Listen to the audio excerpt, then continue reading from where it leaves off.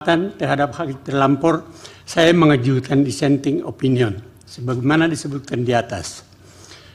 Dasar saya memberikan pendapat berbeda,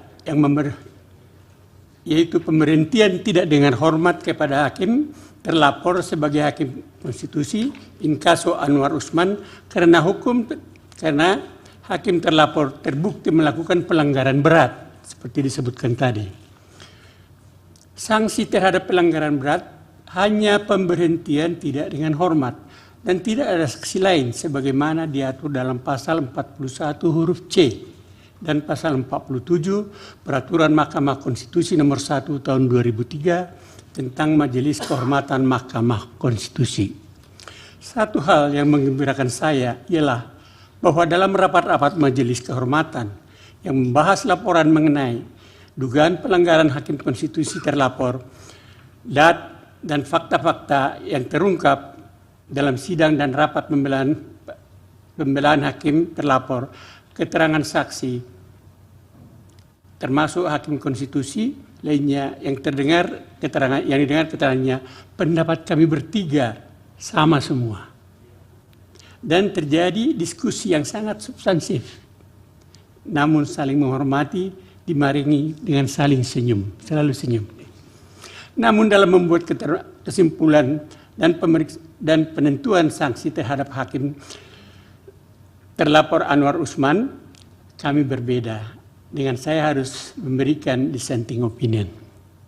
Menurut saya mungkin karena latar belakang saya sebagai akademis hukum, memang sepanjang karir saya yang terus berpotensi sebagai akademisi, yaitu dosen saya, dosen di Universitas Indonesia selama 35 tahun. 71 sampai tahun 1971 sampai 2006 dan di Universitas Pelita Harapan dari 2003 hingga sekarang, artinya 20 tahun. Sebagai dosen saya juga mengabdikan ilmu saya sebagai anggota Dewan Etik Hakim Konstitusi 2018 sampai 2020. Tetap diangkat berdasarkan kriteria akademik saya. Sehingga jiwa dan pikiran saya utuh adalah sifat keilmuan. Cara saya berpikir dan berpendapat selalu konsisten sebagai seorang ilmuwan atau akademisi. Karena itu dalam memandang dan menilai sesuatu masalah, peristiwa, keadaan, gejala yang ada selalu berdasarkan apa adanya, just the way you are, just the way it is.